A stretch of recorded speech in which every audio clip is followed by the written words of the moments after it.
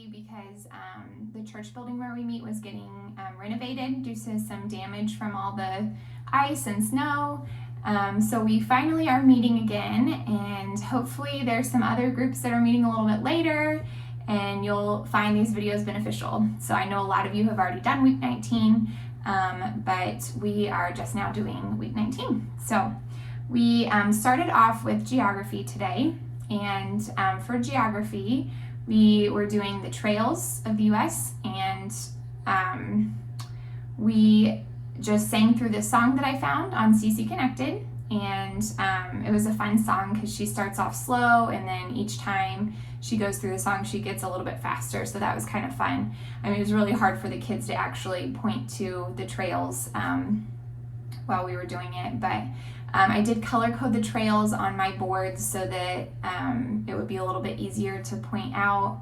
I think the maps color code them somewhat, but there's not that many different colors, so I don't know, there's 7 different trails, so I don't know, they use like 4 or 5 different colors, so at least some of them are different colors, but it was still really hard for the kids to find the different trails, so I think color coding them really helps. So we sang through this song, and I pointed out the different trails, and then I had them trace the trails with their little eye puppets. So I found these at the dollar spot, I'm pretty sure at Target, and they just like traced the trail while we pointed out the different ones. So that's all we did for geography. For timeline, I just had the cards laid out on the table, and I let the kids just take turns like pointing, to the different timeline cards while we sang through, and everyone else just did the hand motions. For math, we were doing an area of a circle, and so I had the kids get in a big circle, and I talked to them about what the radius was, because only one kid actually knew what the radius was, but so I talked to them about the radius and their circumference, and I pointed that out. I stood in the middle and explained all that. And then I had the kids just roll a ball across the room. So I was talking to them about how that was like the radius squared, same as the circumference. So they were supposed to roll the ball across the room to another person, and that was the circumference. And we talked about that. And I just found a really fun song on C3 Connected. It's also on YouTube, so I'll post that link down below. And the kids just kind of enjoyed rolling the ball back and forth while we sang this song. For history, this one was also a lot of fun. So the tune for this week is Pop Goes the Weasel. And so I talked to them about like a Jack in the Box, and so we were kind of like our own Jack in the Box. So I had, I think you're just supposed to wind around, anyway, we winded down to the ground. So we were like standing up, and then I just had them wind themselves down.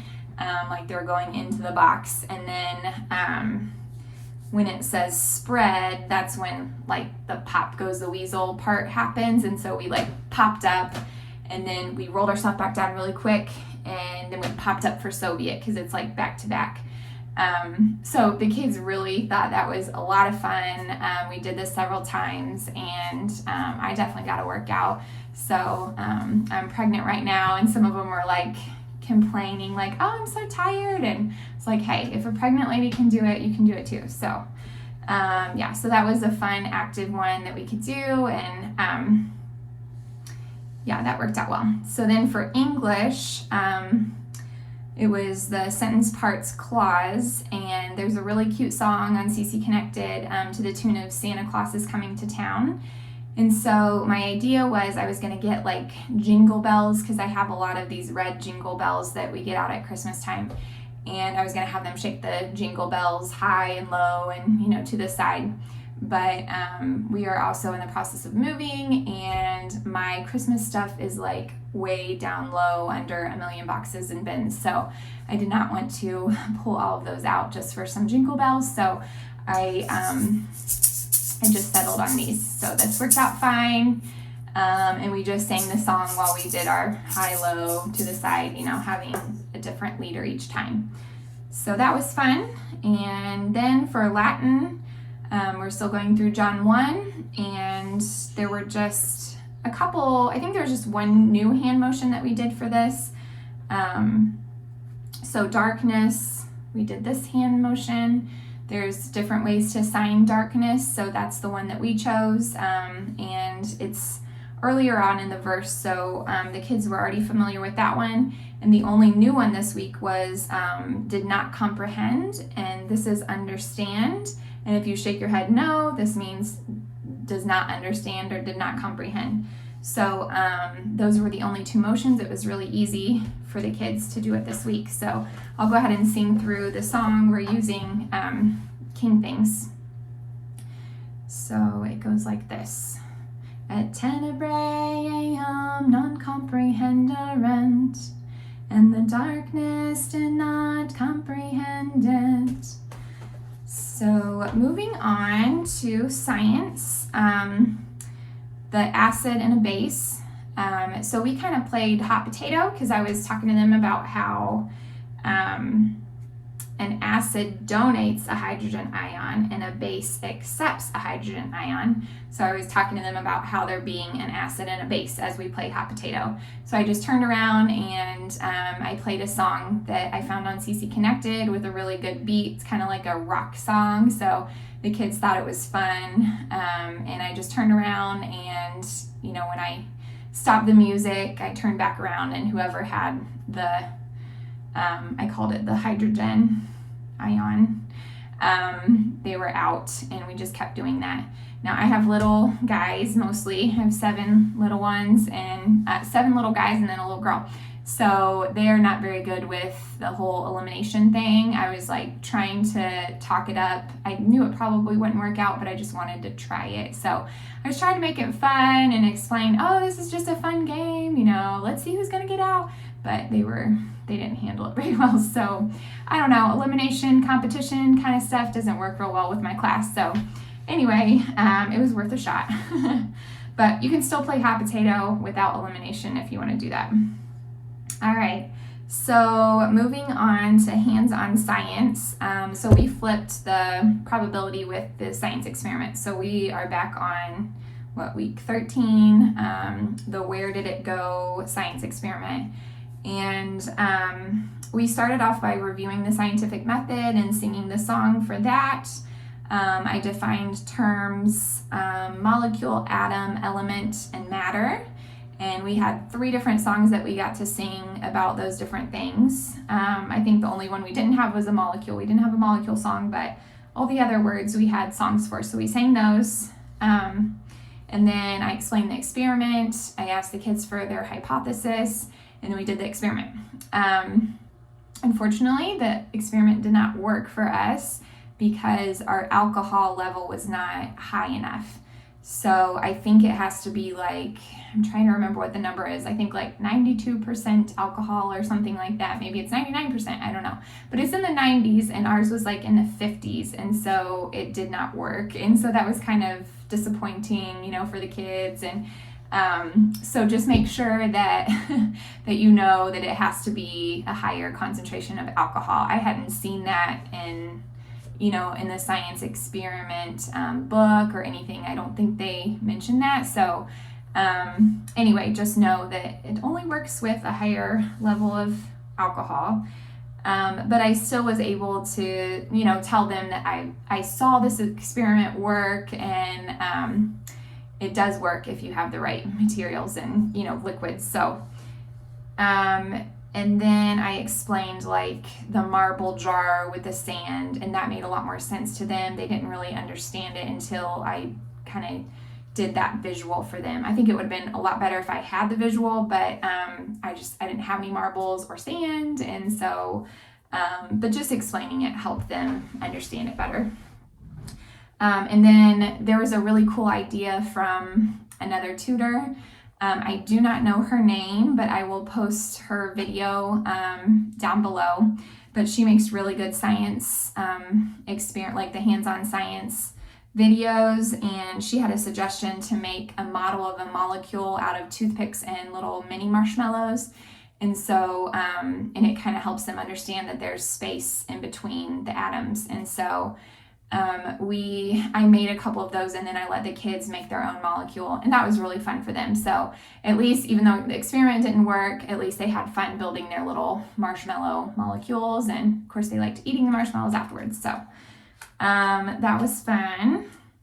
We did orchestra, fine arts. We did that a little bit earlier in the day. I thought, I don't know, towards the end of the day they get a little more restless, and so I thought we did it right after new grammar, and I think it worked out well. And I just explained that this was a restful time and just enjoy resting. And so I got some ideas from Mrs. C, and I'll post her video down below too. But she played some mystery tracks at the beginning of class, ones that the kids most likely would know, like the Imperial March from Star Wars, and like some of the opening lines and credits to Little Mermaid. I also played Jurassic Park and Jaws. And so we just played a little snippet of those, and I had the kids guess what movie that was from. And they did get, they got 2 out of the 4, and then the adults got the other 2. So that was fun listening to that. And then we moved on into talking about the Romantic period and the Modern period. I showed the cards for both of those periods, and we talked about that a little bit and the time frame that this is happening. I talked to them just about classical music in general and orchestra. Our director printed these out for us. I think they're probably on CC Connected, I would assume. But it just shows the seating chart for the orchestra for the classical period, and also for the modern period. And I asked them to point out any differences they saw, and so they noticed that there was a piano in the modern period but not in the Romantic period. So we talked about that, and then I let the kids listen for about 5 minutes each of the 3 pieces that we're going to be looking at more in depth the rest of the year. And I just played a little snippet, and I had them, I turned off the lights, and they brought little, blankets or stuffed animals. I actually brought sleeping bags for my 2 boys, and that worked out really well. It was amazing how much they had matured from last year, because last year when we did it, they could not sit still for the life of them. And so this year, it was really cool to see them just snuggle down into their sleeping bag and just sit and listen. So I think having the sleeping bag kind of contain them worked out really well for my kids. So that would just be a suggestion I would have. We had them listen to the pieces, and then they explained how they felt when they listened to the music. And I mentioned I have mostly boys, and so they thought pretty much all the music was spooky and scary, and they were coming up with all these funny stories about ghosts coming through the vent, and it was entertaining. So it was neat just talking about how music makes us feel a certain way. So after fine arts, we did, I told you we did that earlier in the day, and then, we did hands-on science, and then we ended with review. And for review this week, I really wanted to focus on geography, because I feel like I've not been doing as well with geography, just teaching it and spending enough time on it. So I kind of wanted to spend some extra time on geography this week for review. And so I had them get their maps out, and we just played Geography Splat. So it was a lot of trails and rivers and things like that. So I had them make little snakes out of their Play-Doh and put it on the trail, and then we splatted it. So splat it. So then after we finished kind of some of the geography review, I just let them play with their Play-Doh, and I just asked them a question, and if they, got the question right, anyway, no matter what, they got, little toothpick or little, these little eyes, little googly eyes. So they got to add something to their little Play-Doh creation. So, that is all we did today for week 19. Thanks for watching.